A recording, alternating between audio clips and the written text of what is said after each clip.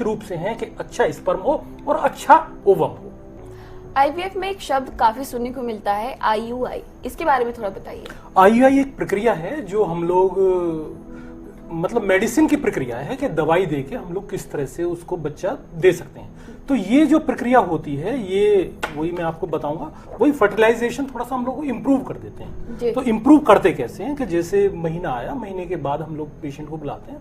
Patient बुलाने के बाद में मैं वैसे अपना बता दूं कि मैं आईयूआई पे ज्यादा विश्वास नहीं करता हूं। उसकी वजह क्या है, उसका मतलब मेरा अपना मानना है। हो सकता है कुछ डॉक्टर मेरे से इत्तेफाक ना रखें और नाराज भी हो इस बात को सुन के, वो उनकी नाराजगी भी वाजिब है, उसमें कोई दिक्कत नहीं। आईयूआई का मतलब ये हुआ कि हम लोगों ने ओवम को थोड़ा सा इम्प्रूव किया। एक इंजेक्शन आते हैं कुछ लोग, हम लोग तो इंजेक्शन हम लोग लगा के इसको यहां से इम्प्रूव करके और यहां तक ले आते हैं और इसके बाद में एक रैप्चर का इंजेक्शन लगा के और स्पर्म डाल देते हैं। तो अब देखिए ये प्रक्रिया तो ये नॉर्मली प्रक्रिया है। अच्छा, ये प्रक्रिया तो उसके घर पे भी हो ही रही थी पहले, भाई दोनों मीटिंग कर ही रहे थे। तो मीटिंग करने के बावजूद भी बच्चा नहीं हो रहा था, तभी वो डॉक्टर के यहाँ आता है। जनरली डॉक्टर के पास वैसे नहीं जाता।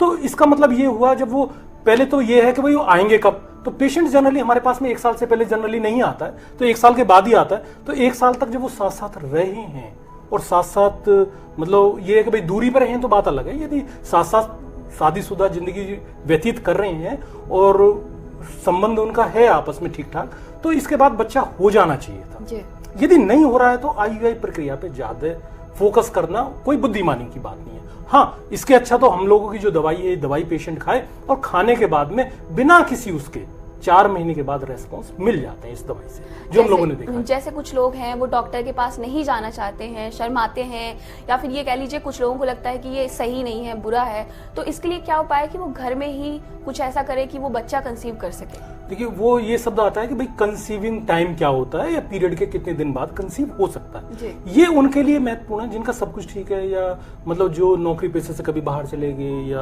आपस में मीटिंग नहीं हो पा रही है, उनके लिए क्वेश्चन वाजिब है। और ये बिल्कुल मैं बताऊंगा आपको, ये फर्टिलाइजेशन जो होता है, टाइमिंग जो मतलब हमारा ओवम निकलता है, ये इस दिन को हम लोग देखते हैं। तो ये पीरियड आने के बाद, पीरियड में भी कई चीजें हैं, जैसे किसी का 28 दिन का होता है, किसी का 32 दिन का होता है। तो इसमें करीबन ये मिड पॉइंट लेते हैं हम लोग, और इसकी एक किट भी आती है, मेडिकल स्टोर पे अवेलेबल है। आप किट ला के उससे चेक कर सकते हैं। उसमें 2 लाइन आएंगी तो आपका शुरू हो चुका है फेज, और यदि उससे पहले ही आप मीटिंग कर लें तो ज्यादा बेहतर है। उसकी वजह टेक्निकली क्या है कि मीटिंग के बाद में स्पर्म कम से कम 5 से 7 दिन तक जिंदा रहता है यूट्रस में।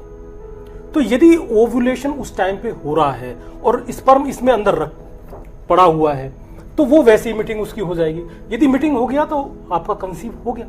तो सबसे जरूरी ये है कि हाँ, उससे लाके वो चेक कर सकता है, चेक करके बता सकता है। और इसके अलावा आयुर्वेद में कौन कौन सी दवाइयां हैं जो इस तकनीक में सहायक है? देखिए, आयुर्वेद में जो सहायक है, एक तो आपका ओवम ठीक होना, जैसे मैंने बताया, आपका स्पर्म ठीक होना, नली खुली हुई होनी चाहिए। यदि नली खुली हुई नहीं है तो बच्चा नहीं होगा, फिर आईवीएफ से ही होगा। तो आईवीएफ में इसके अलावा कुछ दवाइयां भी हैं? आयुर्वेद में जैसे हम लोग कहते हैं शतावरी घृत, चरक संहिता में 2600 साल पहले, वो मतलब चरक संहिता में लिखा है, उन्होंने बहुत अच्छा वर्णन किया है। और देखिए, चरक संहिता यदि हम जब पढ़ते हैं तो हम लोग जब उसमें पढ़ते हैं तो पहला खंड आता है रसायन खंड। रसायन खंड का मतलब हुआ कि आप जवान रहें, जैसे आप च्यवनप्राश वगैरह सुनते हैं कि जवान, वो रसायन खंड होता है। इसके बाद में आता है कि जिससे संबंध ठीक रहे, वाजीकरण तंत्र कहते हैं उसको। और वाजीकरण अध्याय के बाद में आता है आपका ये क्या नाम है, ये संतान प्राप्ति का। उन्होंने देखिए इतने साल पहले सबसे पहले वर्णन उन्होंने संतान प्राप्ति के लिए किया। यदि जिस घर में संतान नहीं है वहां कहीं भी सुख शांति कभी नहीं रहेगी। कई बार तो हम लोगों ने देखा ना, बिना संतान के कुछ अच्छा भी नहीं लगता। हाँ, बच्चे हों और 2 आदमी जा रहे हैं और उनके साथ में 2 बच्चे जा रहे हैं, कितने अच्छे लगते हैं। तो एक टाइम के बाद तो संतान चाहिए ही चाहिए। तो उसी के लिए आचार्य चरक ने 2600 साल पहले लिख के गए, बता के गए। हाँ, हम लोग यूज नहीं कर रहे थे। हमें कई बार हम लोग देते थे तो पता चलता था कि दवाई दे दी, भाई फायदा हो गया, बच्चा हो गया, कई बार नहीं हुआ। तो हम लोगों ने अब ये देखा है कि ये दवाई कहाँ कहाँ काम करती है। दवाई आपके ओवम पे बहुत अच्छा काम करती है। आपकी जो फॉलोपिन ट्यूब है उसके यदि रेसे ठीक है, जैसे कई बार होता है कि ट्यूबरक्लोसिस हो जाता है, आपने पहली बार सुन रहे होंगे टीवी पे के यूट्रस में भी टीबी होती है, यूट्रस में ट्यूबरक्लोसिस होती है। और टीबी की वजह से 5 में से 4 5 यदि मरीज हमारे पास आ रहे हैं उसमें से 1 मरीज को ट्यूबरक्लोसिस है। अब लगा लीजिए जी। आप। अच्छा, उसकी दोनों ट्यूब बंद हो जाएंगी, इन्फेक्शन हुआ, ये दोनों ट्यूब ब्लॉक कर दी, और जैसे ये दोनों ट्यूब ब्लॉक होती हैं उसको, और ये इंडोमेट्रियम जो लेयर होती है ये भी उसकी अच्छी नहीं बन पाती है। अब मान लीजिए जब खेत ही अच्छा नहीं है और ऊपर से ट्यूब बंद है, बच्चा कहां से हो जाएगा? ट्यूबरक्लोसिस की दवाई यदि जल्दी खा ली पेशेंट ने तो उसको नेचुरल कंसीव हो जाएगा। इसकी वजह क्या होती है कि यूट्रस में भी टीबी हो जाता है? देखिए, इसका कोई किसी डॉक्टर के पास में कंफर्म ये नहीं कह सकता है कि ये वजह क्या है। हाँ, उसका एक बैक्टीरिया होता है, वो शरीर में कैसे चले जाए तो जाने के बाद में यूट्रस में भी होती है, ब्रेन में भी होती है, हड्डियों में भी होती है, और जो साधारण भाषा में कहते हैं हम लोग कि फेफड़े में तो होती है। भाई आपने सुना होगा कि भाई उसको खांसी आती है, बलगम में खून आने लगा तो उसको कहीं टीबी तो नहीं होगी। तो ये तो हम लोग सुनते हैं, पर ट्यूबरक्लोसिस की वजह से भी कई बार जो है बच्चा नहीं हो पाता है, तो अपनी टीबी की जांच कराएं, और टीबी की जांच कराने के बाद में जो ये दवाई है इसका प्रयोग करें, और 4 महीने में ही पेशेंट को रिजल्ट इससे हमने मिलते हुए देखे।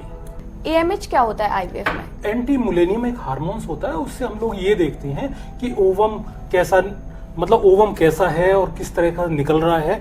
वो ये ओवरी से ही निकलता है, और यहीं से हमें पता चलता है कि भाई ये AMH की वैल्यू जो होती है वो उससे ये डिसाइड होता है कि यहाँ ओवरी में कितने अंडे हैं, यदि उनकी अंडे की क्वालिटी भी कैसी है, दोनों चीज का हमें AMH से पता चल जाता है। यदि AMH लो है तो उसका मतलब ये हुआ कि आपके अंडे यदि महीना आएगा पेशेंट को, महीने में कोई दिक्कत नहीं होगी, पर अंडे की क्वालिटी और अंडे की जो उसमें ओवरी में अंडे कितने, उसकी मात्रा यदि कम है तो आपको संतान प्राप्ति में परेशानी होगी। यदि आपका AMH कम है तो, और AMH यदि आपको मतलब थोड़ा सा इंप्रूव 0.8 से ऊपर है तो मैं तो ये कहूंगा कि अपने अंडों के साथ ही जाएं और दवाई खा के जाएं यदि AMH कम है तो।